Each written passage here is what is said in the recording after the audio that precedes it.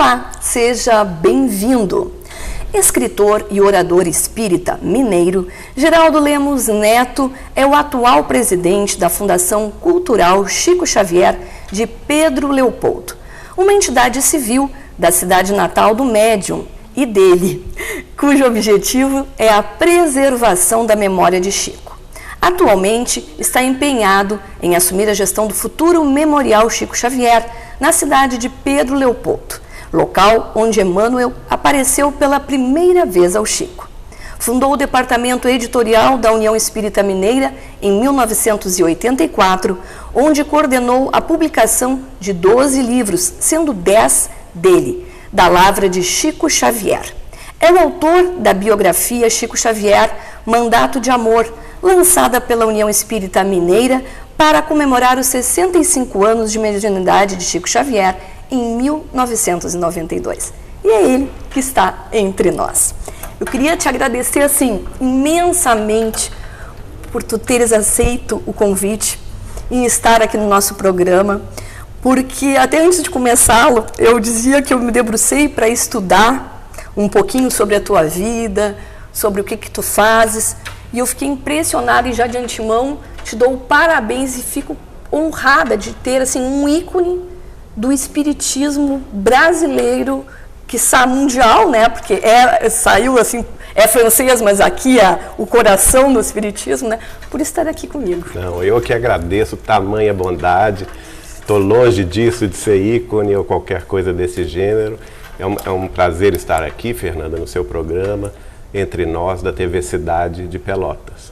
Muito obrigado por me receber. Capaz! Eu queria saber contigo lá do início, porque a gente tem muita curiosidade, principalmente as pessoas que não são espíritas, mas que são curiosos, e principalmente no que diz respeito ao Chico. Conhecido Chico, no mundo. Esse nome já faz assim, já nos emociona. Já. Né? Como é que se dá a tua entrada primeiro no espiritismo? Tá certo. Bom, eu sou de uma família, pelo lado materno, a família Machado, toda ela nascida em Pedro Leopoldo e contemporânea da família de Chico Xavier, antes de Chico nascer. Né? Então, o Chico nasceu numa casa que em Minas a gente chama Casa de Meia. Metade era do pai dele, o senhor João Cândido Xavier, e a outra metade da casa era do meu tio bisavô, Eliseu Correia. E o Chico nos disse, inclusive, que a minha bisavó, Georgina Cândido Machado, era a melhor amiga da mãe dele, Dona Maria de São João de Deus. Então, as famílias muito ligadas. Toda a minha família materna é muito espírita, ligada às tarefas espíritas de Pedro Leopoldo, de Belo Horizonte. Então, eu cresci nesse ambiente, embora minha mãe, que é desta família, não fosse de fato espírita.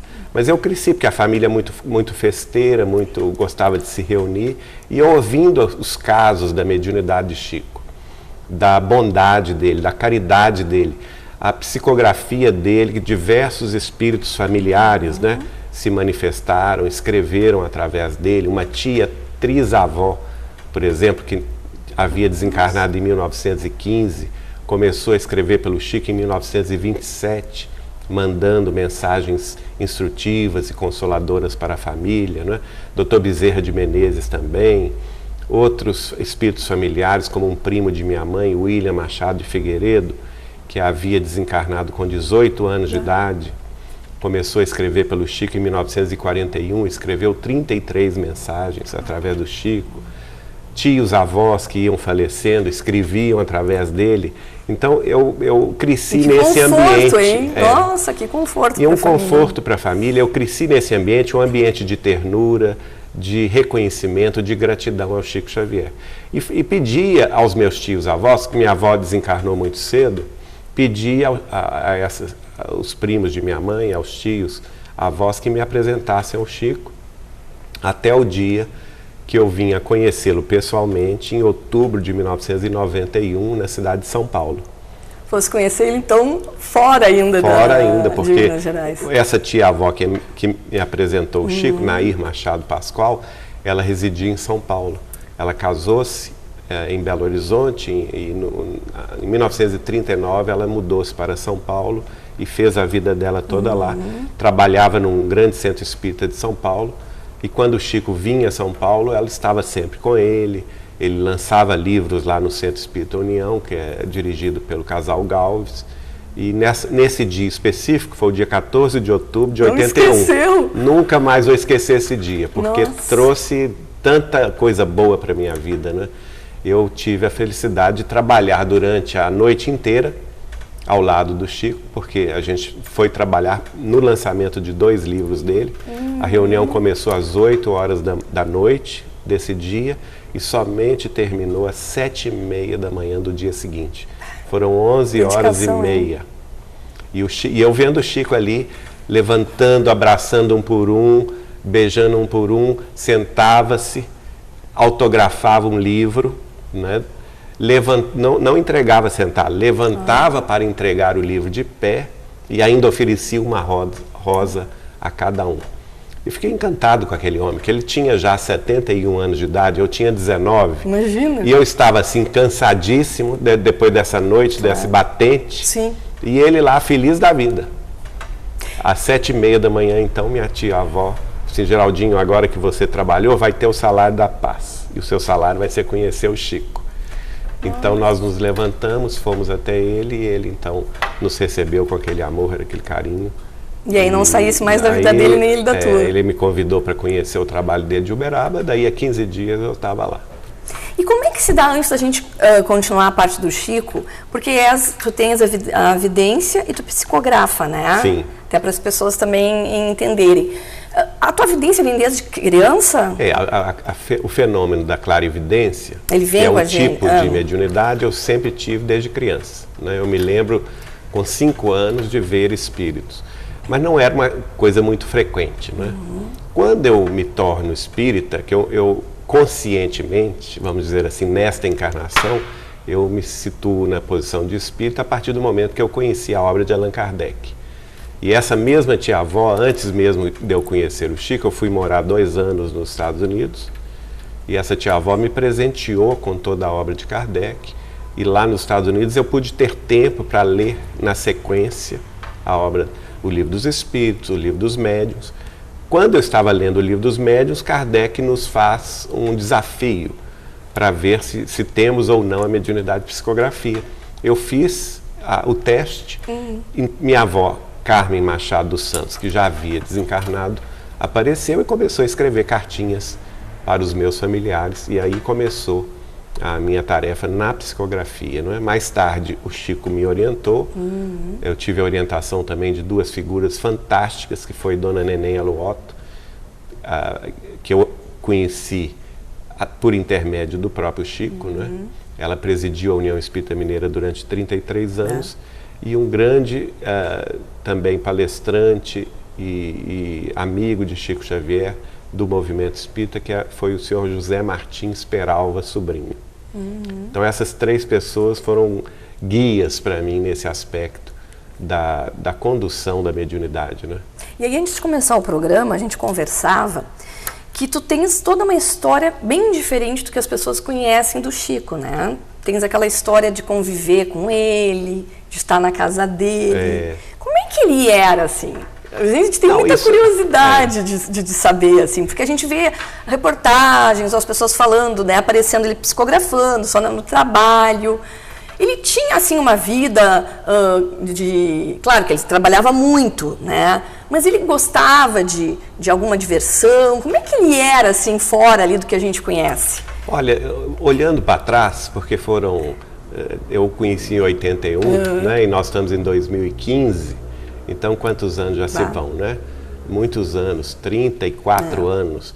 Hoje eu fico, assim, cada vez mais encantado com a personalidade de Chico Xavier, porque era uma personalidade muito forte, ao contrário até do que muitas pessoas dizem, né?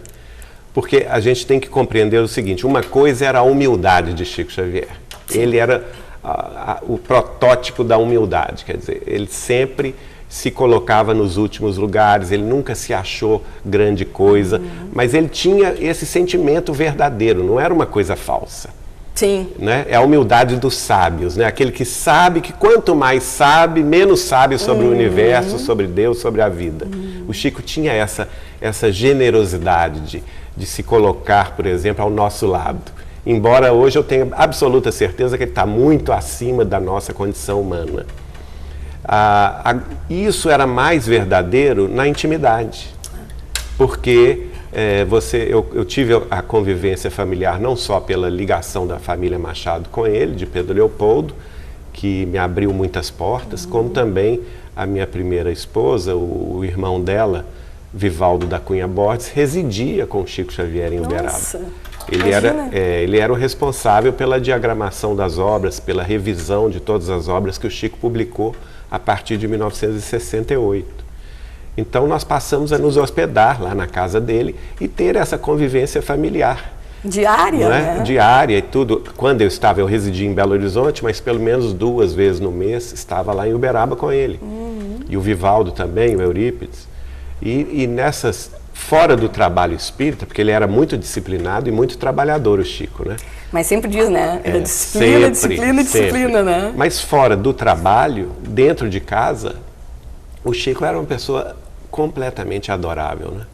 Sempre preocupado com o outro, sempre com o sentido de estar ajudando, fazendo alguma coisa pelo outro. Então, eu até brinco o seguinte, para mim o Chico era o senhor do tempo, porque ele não dormia, quase não dormia, era 1 hora, 2 horas no máximo por noite. Que loucura. Não precisava, né? Não precisava. E ainda brincava conosco, que a gente tinha que conquistar horas ao sono. Esse era Chico Xavier. Sempre preocupado em fazer alguma coisa de útil, né? E quando estávamos lá com ele, nas conversas na madrugada, né, ele recebia muitas visitas. Então era muito interessante, porque pessoas de variadas procedências, de várias religiões, de níveis sociais diferentes. Ele recebia artistas globais, artistas famosos, cantores, como ele recebia lavadeiras e pedreiros e pessoas humildes do povo, e dava a eles o mesmíssimo tratamento, sem qualquer diferença, né? Ele colocava a dor da pessoa, a angústia da pessoa em primeiro lugar, né? E procurava auxiliá-la na medida das suas possibilidades. Isso para mim foi um ensinamento muito grande, e ele sempre muito amoroso, sempre muito dedicado ao outro. E ele tinha assim horários de lazer, de fazer outra coisa, de passear ou não? Ele não se permitia? Não, ele gostava de passear sim, de carro. Naquela época não existia ainda o DVD. O que existia era o videocassete. Sim. Não sei se você se lembra. Claro! Então o videocassete era a sensação, né, da década de 80. Então ele gostava, por exemplo, eu trazia para ele filmes, como por exemplo o Ghost. Que é relacionado, né? Exatamente, que foi relacionado. Então ele gostava de ver, ele gostava muito de assistir Jornada nas Estrelas. Nossa, Deus. Aquela série Sim, fantástica, maravilhosa, né? Então ele tinha esse lado de lazer, dentro de casa, vendo esses filmes conosco. Agora eu chamo a atenção pelo seguinte, o domingo, né, o dia de folga do Chico Xavier era o domingo. O que ele fazia? O que ele escolhia? Era o dia que ele escolhia para responder às milhares de cartas que ele recebia toda semana. Eram 2.000 cartas por semana, 4, 5, 6 mil cartas por mês. E ele que respondia. E ele gostava de responder. Claro que ele não dava conta. Sim, não conseguia responder a todos. Mas então, as senhoras lá de Uberaba preparavam caixinhas de mensagens avulsas dele. Elas embalavam aquelas caixinhas. Mas ele mesmo, Chico Xavier, gostava de subscritá-las.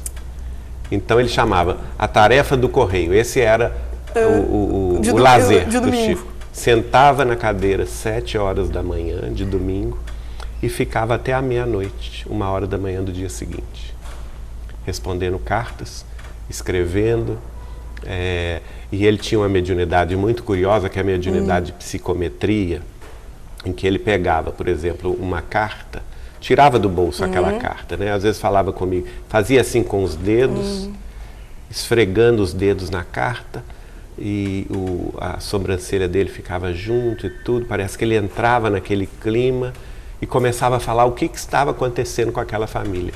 Nossa!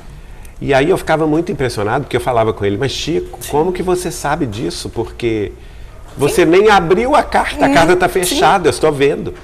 E ele falava assim, Geraldinho, eu não sei o que acontece comigo, mas eu não preciso abrir a carta para lê-la. Eu entro na onda mental da pessoa que me escreveu e posso ler os sentimentos que ela expressou ao escrever a carta. E por isso é que eu estou sabendo que essa mãe está sofrendo muito, porque o filho está... Ou perdeu o filho. Ou perdeu o filho, ou ele entrou no campo das drogas, ou então o marido abandonou, enfim. Dramas da vida humana que são comuns e existem até hoje. E ele então fazia todo um esforço para responder àquela dor, não é? Ou enviando um livro da sua lavra, ou uma caixinha de mensagens, ou então ele mesmo escrevendo, sob a inspiração dos guias espirituais, uma resposta para a pessoa.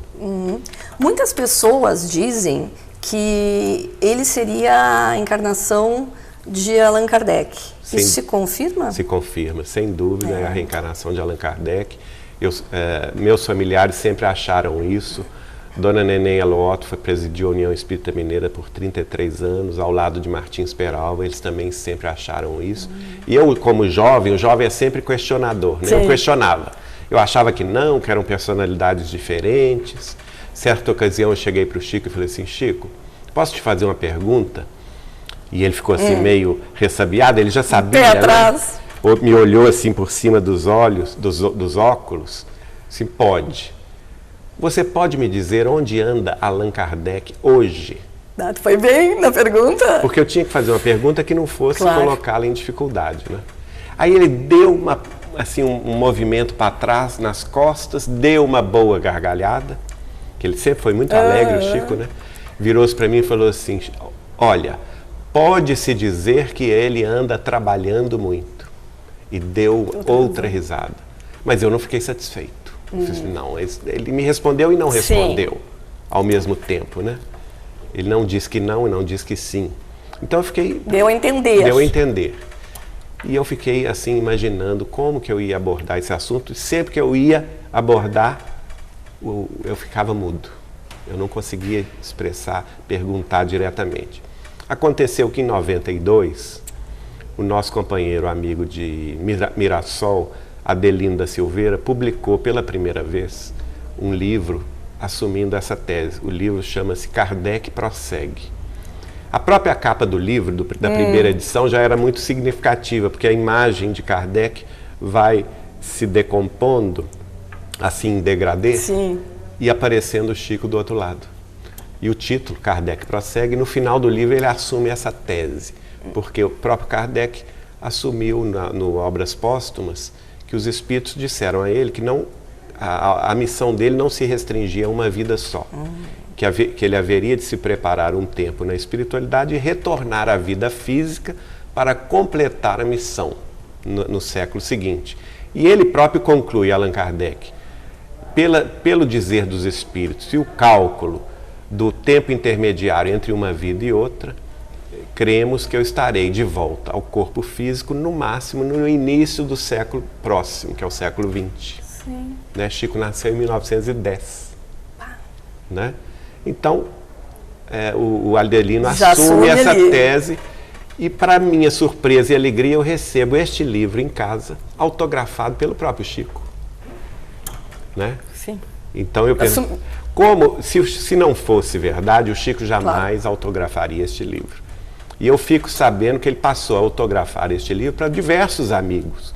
Por exemplo, nosso amigo John Harley de Pedro Leopoldo, biógrafo de Chico Xavier, recebeu um livro, Kardec Prossegue, autografado por ele. Então eu fiquei feliz, falei assim, a próxima ida minha a Uberaba eu vou perguntar. Mas chegou a vez, em março de 92, na hora H estávamos só almoçando, eu, ele e Eliana. Na hora H me faltou a coragem de perguntar. Ele virou-se para mim e perguntou, Geraldinho, o que você achou do livro do Adelino que eu te mandei? Era a resposta. Era a resposta. Eu comecei a falar tudo o que eu achava e ele começou a chorar. De muita emoção, olhando assim para cima. Eu lembro que ele passava a mão esquerda diante dos olhos, as lágrimas descendo, e eu me emocionei com isso, Eliana também chorando. E ele vira e fala comigo assim, é uma coisa muito curiosa este fato, porque desde quando eu me entendo por gente, na minha meninice em Pedro Leopoldo, eu guardo integralmente na memória todas as páginas do Evangelho segundo o Espiritismo. Nossa. E ele ainda fala, desde quando eu tinha 5 anos de idade. Ora bem, Imagina. se ele conheceu o Espiritismo nessa vida com 17, que é a biografia, todos os biógrafos falam nisso, como que com 5 anos ele guardava as páginas do Evangelho na memória? E ele emocionado, e nós ali chorando, os 3 chorando, ele se levanta, vai ao quarto ao lado, pega outro exemplar do livro Kardec Prossegue e me autografa. Quer dizer, chancelando isto, né? Mais tarde ele passa a divulgar isso. A nossa querida Marlene Nobre divulgou isso, o Adelino, o nosso querido Weimar Muniz de Oliveira, que presidiu a Federação Espírita de Goiás durante muito tempo, até escreveu um livro fantástico de pesquisa sobre isso, chama-se A Volta de Allan Kardec, em que ele vai nas fontes, são mais de 40 depoimentos de pessoas ligadas ao Chico, e que de alguma forma ou de outra tiveram essa confirmação do Chico. Nossa. Mas ele escolheu essa confirmação nos últimos 10 anos da vida dele, porque a obra já estava feita, não é? Por exemplo, Martins Peralva, grande escritor espírita, palestrante, quis assumir essa tese em 1972, publicando esse assunto no Espírita Mineiro, que era o jornal oficial da União Espírita Mineira, mas o Chico ligou para ele. No dia anterior que ele iria publicar esse artigo, para ele não publicar naquela época, porque o Chico estava, segundo ele, o Emmanuel falou com ele, que ele estava à plena tarefa. E que se o assunto surgisse naquela época, iria trazer complicação para a tarefa dele de Uberaba. Mas que o assunto viria mais tarde, como de fato veio 20 anos depois, em 1992. Vamos para o intervalinho? Vamos. A gente vai para um intervalo e depois dos comerciais a gente continua o Entre Nós falando sobre Chico Xavier.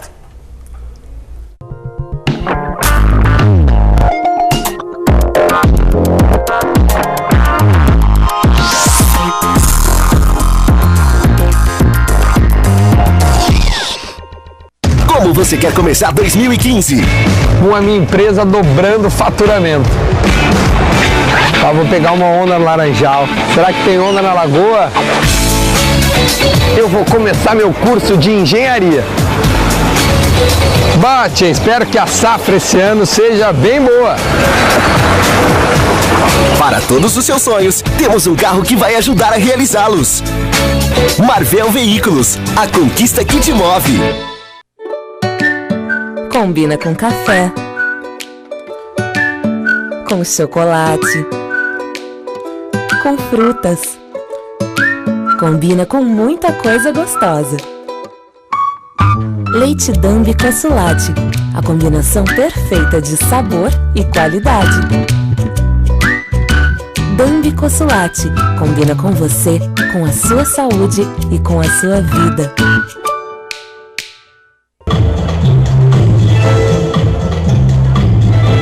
Chornac Moda Dia e Noite, de segunda a sexta-feira, das 9 horas da manhã às 7h30 da noite. Sábado, 9 horas da manhã às 6 horas da tarde, sem fechar ao meio-dia. Informações pelo site www.chornac.com.br. O seu jornal precisa estar onde você quiser. E com informação para toda a família. O Diário Popular é assim. Tudo sobre esporte, cultura, lazer, notícias locais, tudo que é daqui.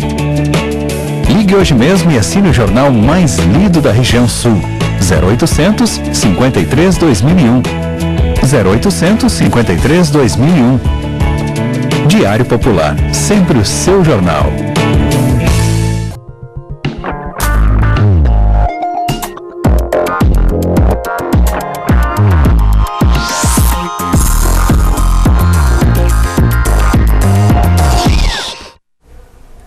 Voltamos com o Entre Nós, com o entrevistado mineiro, orador e escritor, Geraldo Lemos Neto. Geraldo, a gente falava no primeiro bloco um pouco da vida do Chico Xavier, dessa questão da tua convivência com ele, de ele, depois no final já da vida, assumir essa antivida, né, do Allan Kardec. E aí, como é que surge para ele, eu não sei se ele chegou a conversar, os espíritos que se ocupavam deles, os mentores dele, ele te falava alguma coisa assim, por exemplo, o Emmanuel foi o primeiro que chegou nele através da mão dele? Não, na verdade não. A psicografia, uma das faculdades, porque Chico Xavier era, vamos dizer assim, um mosaico de mediunidades. Ele não tinha só a psicografia, né? Porque ele é muito conhecido por a psicografia, a psicografia de Chico Xavier, até hoje, nós dirigimos lá em Pedro Leopoldo a casa de Chico Xavier, que é um local onde ele residia, a casa onde ele residiu na cidade, e que se tornou um centro de referência à vida e à obra dele, onde os pesquisadores vão e tal. E lá nós temos expostas todas as obras do Chico. E chegamos à incrível contagem de 486 obras já publicadas até hoje. Publicadas, hein? Publicadas, imagina 486. Certa ocasião me convidaram para falar sobre os gêneros literários na obra de Chico Xavier, e eu cheguei na seguinte conclusão: a obra é tão vasta e tão extensa que ela pode ser classificada em todos os gêneros e subgêneros da literatura, né? Só daí a gente tem uma noção da complexidade da obra. Quer dizer, seria impossível uma pessoa só, uma mente só, escrever isso tudo, né? Então a interferência espiritual é clara na vida de Chico. Nessa interferência, nós vamos contar, por exemplo, cerca de 3.000 espíritos desencarnados que se utilizaram das faculdades de psicografia do Chico, escrevendo. Então, temos espíritos dos grandes poetas portugueses e brasileiros, né? O primeiro livro que ele publicou, por exemplo, Parnaso de Além-Túmulo, e livros que se seguiram, Lira Imortal, Antologia dos Imortais, Poetas Redivivos. Temos livros como, por exemplo, de Emmanuel, que são verdadeiros romances épicos da humanidade, há 2000 anos, 50 anos depois, Paulo Estevão, Ave Cristo, Renúncia, cada um deles focalizando um determinado século da história humana, mostrando as variâncias ali que deram gestão aos movimentos cristãos no mundo.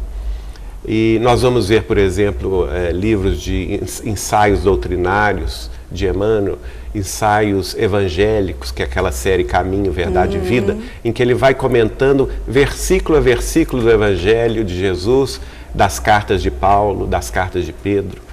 Então são estilos muito diferentes. André Luiz, por exemplo, é um espírito que vai aparecer para falar de quê? Para falar de medicina espiritual, da vida espiritual, da mediunidade do ponto de vista do mundo espiritual, né? Eu chego a dizer que eu cheguei na seguinte conclusão, né?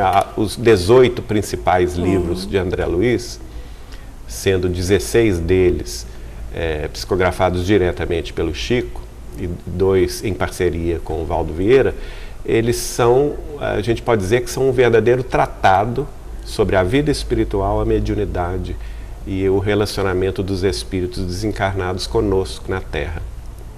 Então são coisas muito específicas. E tem, vamos dizer assim, o espírito comum, que sou eu e você e todos que desencarnam e que querem se comunicar com seus familiares e que nas reuniões públicas de Pedro Leopoldo e depois Uberaba, utilizavam da mão do Chico, em horas seguidas, de mensagens, eram em média 10 mensagens por reunião, mensagens particulares.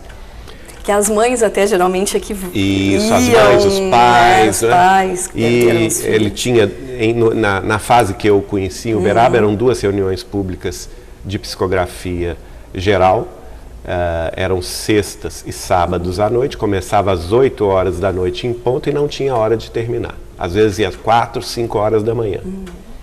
E lá esses espíritos comuns davam tantas informações sobre a sua identidade, dados familiares, curiosidades, por exemplo, do relacionamento do espírito desencarnado com a mãe, com o pai, com os irmãos, apelidos, se tinha um cachorrinho, brincadeiras, como se chamava. Isso, apelidos. E também davam dados do mundo espiritual, quem os recebeu. E às vezes era um tataravô, às vezes era um bisavô que aqueles que estavam ali nem se lembravam mais do nome. Sim, que depois até voltavam e pesquisavam, e né? ficavam impressionados, né? Então isso era uma constante toda semana em Uberaba, era assim, 2 vezes por semana. E a gente se emocionava de ver a emoção das famílias em reconhecer o familiar através do lápis do Chico, né? E isso ele se doou tanto a essa tarefa que ele disse-me, certa ocasião, que ele teve um grande infarto do miocárdio quando ele completou 50 anos de mediunidade. E a partir daí, isso foi em 1977. A partir daí ele desenvolveu uma doença que é a angina pectoris, a dor no coração, que era recorrente, o fazia sofrer muito. E ele sempre muito bem-humorado, brincava com esse sofrimento, dizendo, eu tenho uma grande companheira na vida que é a dona angina pectoris. Imagina. E ela é muito exigente. Quando ela quer que eu entre na linha, ela começa a me apertar o coração. Aí eu brinquei com ele, Chico, mas por que você passou por essa dor, né, essa provação de ter essa doença? Aí ele falou comigo assim, sabe por quê, Geraldinho? Porque eu sofri junto com as mães e com os pais que vinham aqui na sua angústia buscar o amparo espiritual. E eu sentia no coração a dor deles. E isso acabou pesando no meu próprio coração. Quer dizer, isso é o quê? Isso é renúncia, não é? Sim. É amor a tal ponto que foi capaz de renunciar o próprio bem-estar físico, a própria saúde física, para minorar os sofrimentos alheios. E em relação às outras, já que tu falasse que ele tinha outras mediunidades, outros tipos, o que tu falasses ali, que ele tocava na carta. Psicometria, né? Vidência. Ele tinha clarividência, que era total a partir dos 4, 5 anos de idade. Ele passou a ver os espíritos, inclusive a mãe dele desencarnou, quando ele tinha 5, ele passa a conversar com ela, né? Ele teve, engraçado que na década de 80, ele me conta um caso muito interessante, que ele fala comigo o seguinte, que ele já não sabia diferenciar quem era desencarnado e quem era encarnado. Ele via todo mundo. Igual. E eu não entendi isso naquela época. Eu falei, mas como não? Claro que tem diferença, né? Jovem, estudioso. A gente até pensa que de repente é mais tênue, isso, né? Alguma coisa assim, mais diáfano, né? Mas não, ele via com a mesma intensidade. Até o dia que eu presenciei essa cena que ficou gravada na minha memória, 2 senhoras chegando de Goiânia, chorosas, mãe e filha.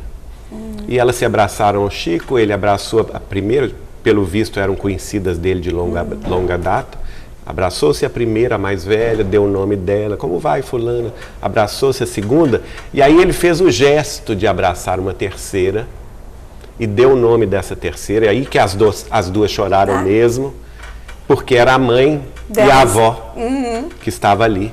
E ele ficou surpreso, mas por que vocês estão chorando? A mais nova vira para ele e falou assim, porque é vovó, Chico. Sim. Eu sei, pois ela veio com vocês. Nossa. Não, Chico, vovó desencarnou há 30 dias, a mais nova falou. Aí é que ele se deu conta de que era um espírito desencarnado. Mas só que nós estávamos ali vendo aquela cena dele abraçar o ar. Sim. Claro que a gente se deu conta antes dele, né, inclusive. Então, aí é que eu fui entender o que ele falou comigo, que ele já não podia mais diferenciar quem estava no mundo da carne, quem estava desencarnado. Então, ele teve também a faculdade de clarividência, clareaudiência, porque, por exemplo, ele me dizia que os poetas da língua portuguesa, brasileiros e portugueses que escreveram através dele, muitos deles preferiram declamar a poesia para ele ouvir a poesia e escrever. Que lindo! Né? Então é a mediunidade clareaudiência. Tinha a mediunidade presciência, que é muito bem estudada por Kardec no livro A Gênese. Kardec dedica um capítulo inteiro para essa mediunidade, e eu tive provas do Chico impressionantes, né? De o Chico me avisar do futuro que viria na minha família. Por exemplo, ele previu a doença de meu pai passou pelo mal de Alzheimer, ficou 15 anos doente até desencarnar, e o Chico previu isso com mais de 14 anos de antecedência. E era comum a gente, na convivência com o Chico, ele prever coisas que iriam acontecer daí a 3 horas. Ontem mesmo na palestra na AME aqui de Pelotas, eu contei um caso desse tipo. Que ele teve essa... Teve essa antecipação. Eu estava saindo de Uberaba e ele me avisou, cuidado, no ponto do caminho da estrada, na entrada da cidade de Campos Altos, você vai ver uma pessoa no meio da estrada querendo que você pare o carro. Não pare porque é coisa ruim. Ainda se levantou e fez o gesto que a pessoa faria. E daí a 3 horas que eu me despedi dele com a Eliana, nós pegamos o carro, eu já tinha até esquecido do assunto, exatamente no ponto da estrada, citado pelo Chico, lá estava o homem, fazendo o gesto que ele tinha feito, e eu pude então escapar do que seria provavelmente um assalto. Sim. Né? E ele nunca, não sei se comentou assim, nunca, eu acho que acredito que ele nunca tenha se queixado desses dons, né? Porque porque é uma coisa muito pesada, né? Assim, é uma responsabilidade, é uma... Eu acho que a pessoa tem que ter um equilíbrio sobre-humano. Mas Chico tinha, né? Eu acho que por isso, tanto é que muitas pessoas perguntavam para ele, mas como você aguenta e tudo? E ele sempre dizia, isto é uma bênção que nós temos que pôr a serviço do Cristo. Ele nunca se colocava na posição do beneficiado, né? No sentido assim, eu vou utilizar a mediunidade a meu bel proveito. Sim. Ele, por exemplo, nunca recebeu nada da mediunidade dele. Desses 486 livros que foram publicados da lavra psicográfica dele, ele nunca recebeu 1 centavo sequer de direitos autorais. Fez questão de doá-los todos em cartório para as instituições espíritas de divulgação e também para as escolas de caridade, né? Que ele sustentou nesses anos todos. E mesmo ele sempre nos passava que a mediunidade era um dom para ser colocado a serviço do Cristo na assistência fraterna aos semelhantes. E esse dom, até no intervalo a gente conversava, né? Ele seria, não dele, mas de várias pessoas, assim, seres, espíritos que teriam um resgate maior? Porque às vezes a gente pensa, tipo assim, é uma bênção, e vê, coitado, né? É uma pessoa muito iluminada, e é muito iluminada, mas ele não teria, de repente, feito mais coisas erradas? Isso é uma dúvida. Nós temos que diferenciar duas coisas. Primeiro, uma mediunidade como Chico Xavier. É diferente porque é uma mediunidade missionária.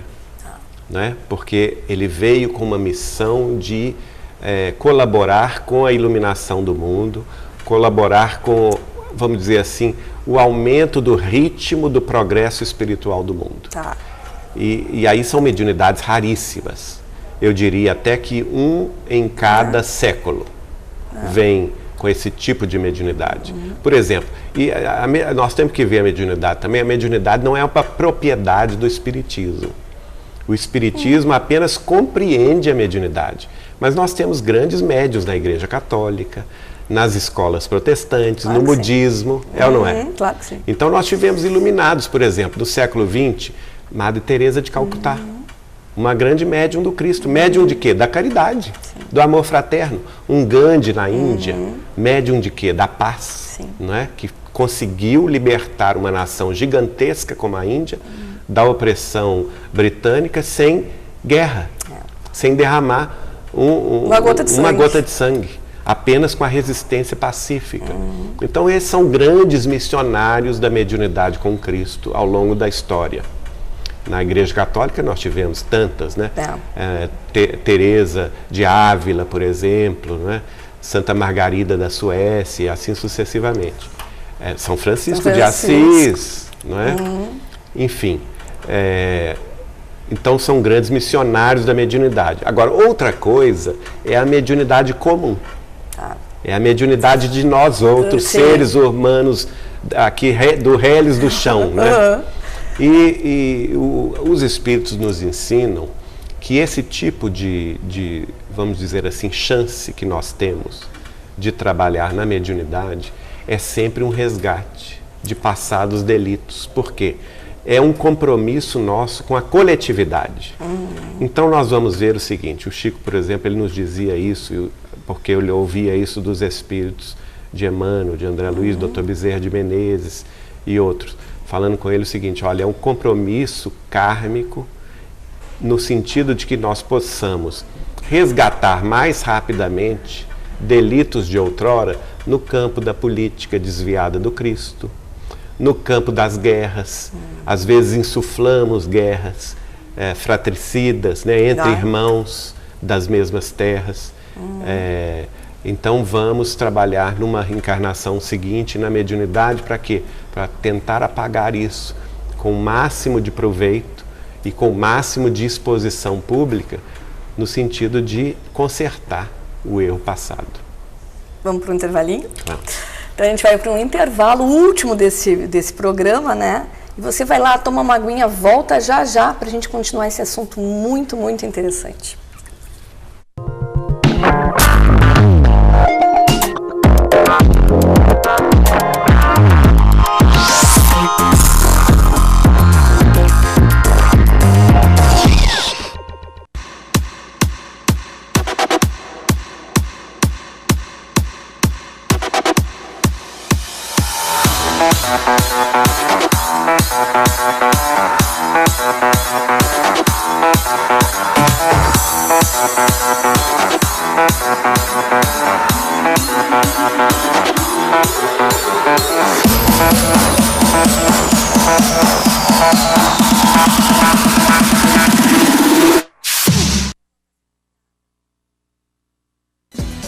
O que de melhor existe em tecidos, confecções, tapetes, cortinados e produtos de cama, mesa e banho, você encontra na Casa Blumenau.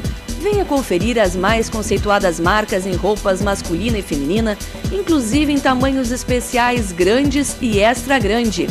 Diversificados tapetes importados e nacionais de marcas renomadas como a São Carlos.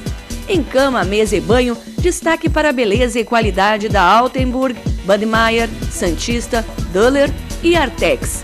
Na Casa Blumenau, a loja da Boa Compra, todas as mercadorias em ótimas condições de pagamento, nos cartões de crédito Visa, Mastercard, Banricompras, Sicredi e Hipercar, em até 8 vezes pelo preço a prazo, tanto na loja de Pelotas quanto na de São Lourenço.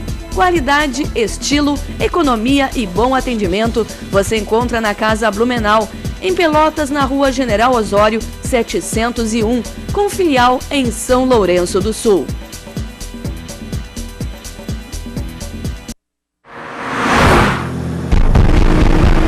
Você ouviu isso? Caramba! Owen Wilson? Sorry, I can explain. There's been a big misunderstanding.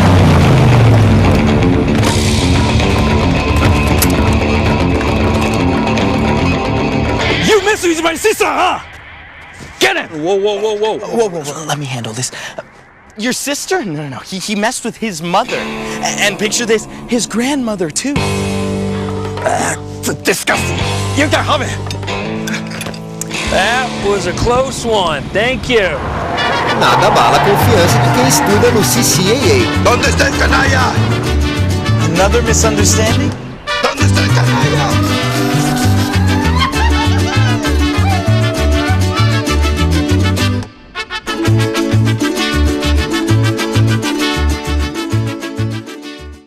Matricule-se já no CCAA de Pelotas.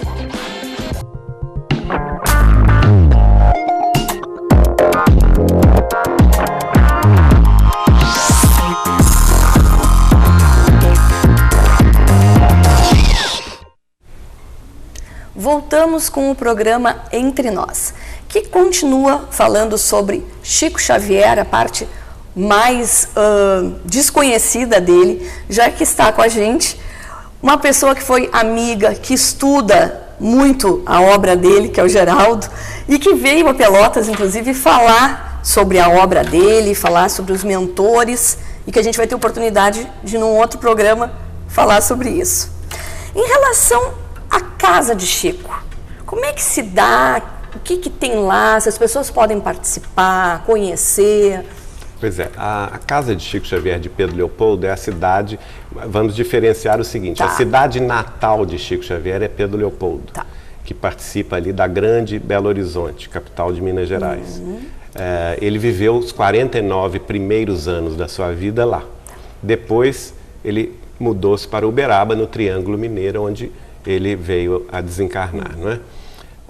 Na cidade natal de Chico, ele mesmo construiu com muito esforço, demorou 2 anos, né, com um salário pequeno que tinha como servidor público do Ministério da Agricultura, construiu essa casa onde ele residiu muitos anos. E mesmo depois de mudar-se para Uberaba, ele manteve a casa na sua posse, porque ele visitava a família com frequência. E quando ele desencarnou em 2002, 30 de junho, a família de Chico Xavier de Pedro Leopoldo me procurou, dizendo que os herdeiros, que são 2 sobrinhas, queriam vender a casa e não queriam que ela fosse demolida, nem caísse na especulação imobiliária da cidade, mas que fosse preservada. Eu então me comprometi com esse projeto e tive a colaboração de vários amigos, arquitetos, engenheiros, e nós fizemos uma revitalização dessa casa e abrimos esta casa no dia 2 de abril, que é aniversário de Chico Xavier, do ano 2006, para visitação pública. É um centro de referência à vida e à obra de Chico Xavier, que funciona de terça-feira aos domingos. Ela só fecha às segundas-feiras para o descanso do Elcio Marques, que é o nosso zelador.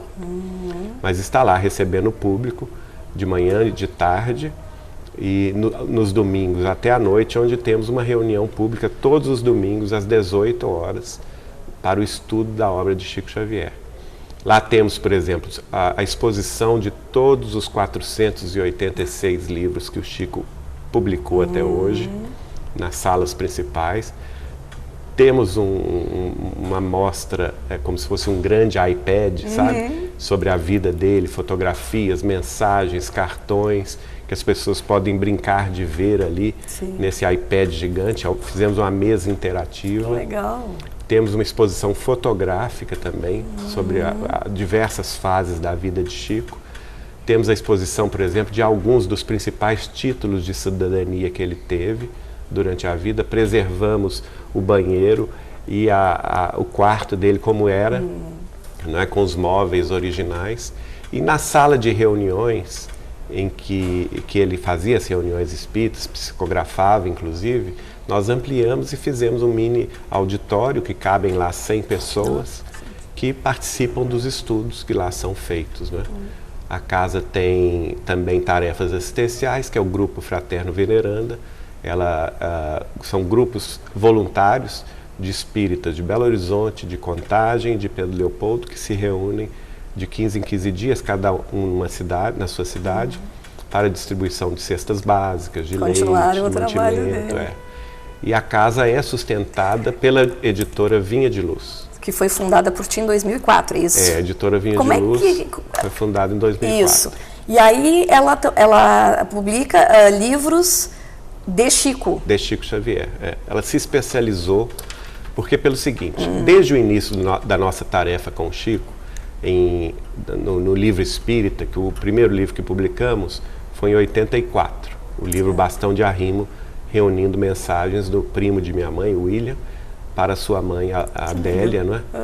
E por fim, a própria Adélia, minha tia-avó, que desencarnou em 82, ela vem e escreve em 83 e nós publicamos a mensagem dela para fechar esse livro.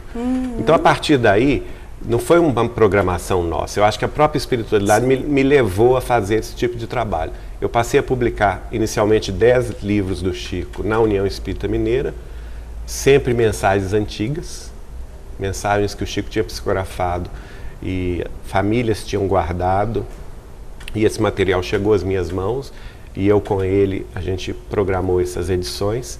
Mas depois da morte dele, em 2002, eu não imaginava que isso ia continuar acontecendo, né?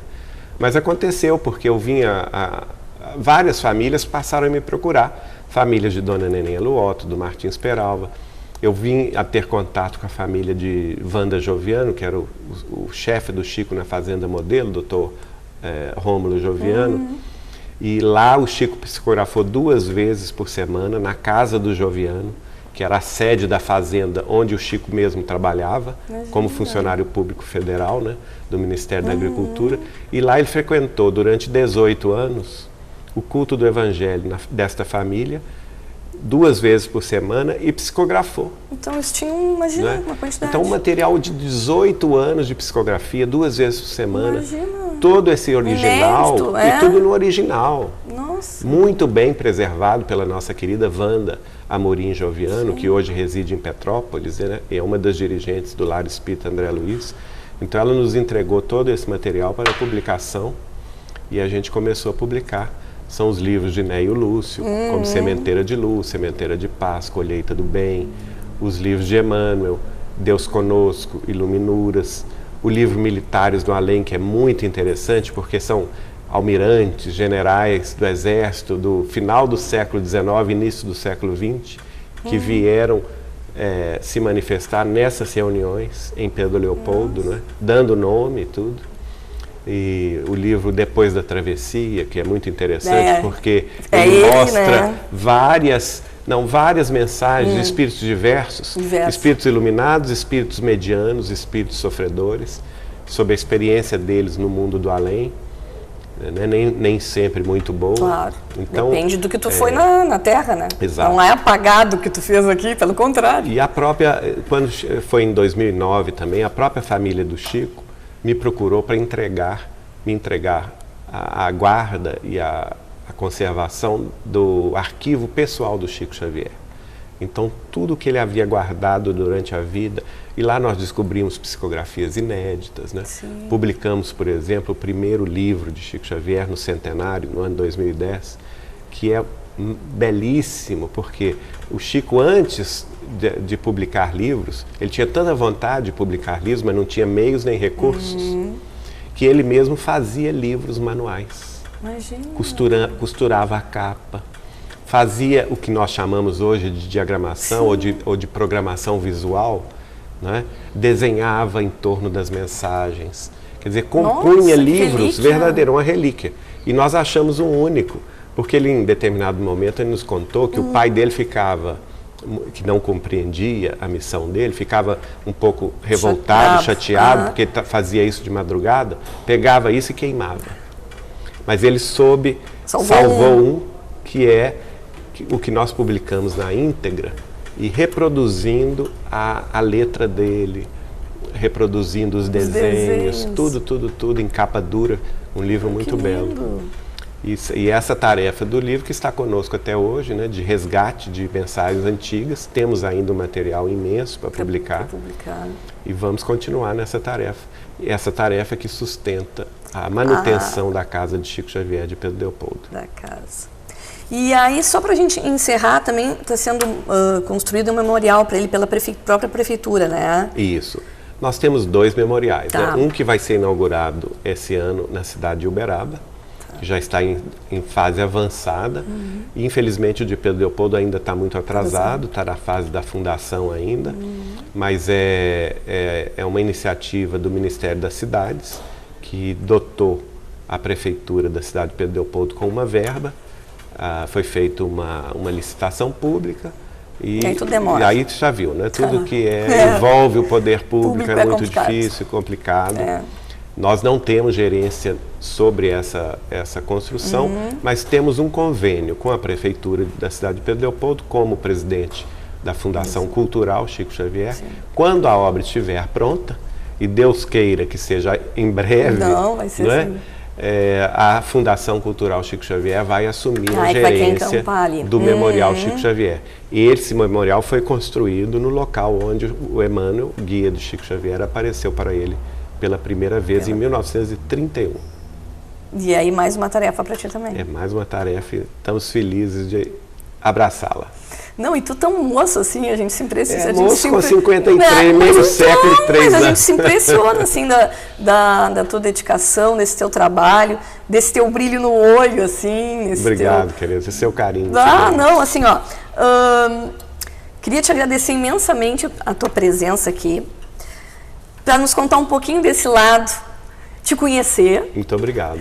Desse teu trabalho maravilhoso, né, que a gente pôde contar durante o programa um pouquinho, né, E tu poder também manter vivo, embora milhares de pessoas vão lá e tudo, mas não tem tiveram essa convivência que tu tivesses, né? Esse carinho mais assim familiar, um carinho mais de amizade. O Chico foi um membro da minha família, né? Claro. Então é uma coisa assim, eu acho que é uma bênção de Deus, e eu fico pensando assim, olha, muita gente fala comigo assim, Geraldinho, você teve um privilégio. Não, gente, eu acho o seguinte, eu acho que a caridade dos mentores espirituais comigo foi muito grande, deve ter pensado assim, esse menino não tem jeito. Então a única forma dele tomar pelo menos um rumo na vida é colocar ele perto do Chico Xavier. Perfeito. E está indo muito bem pelo que a gente está vendo. Muito bem, que continue essa obra maravilhosa, esse trabalho maravilhoso. Obrigado. Né? E que quando vieres a Pelotas de novo, que foi a primeira vez, estou muito encantado portas abertas aqui. Muito no obrigado. Programa. Obrigado, Fernanda. Agradeço por estar entre nós. E obrigado ao carinho também da TV Cidade. Capaz. E a gente agradece a você que ficou aí do outro lado, tanto pela TV quanto pela internet. E a gente se encontra no próximo Entre Nós.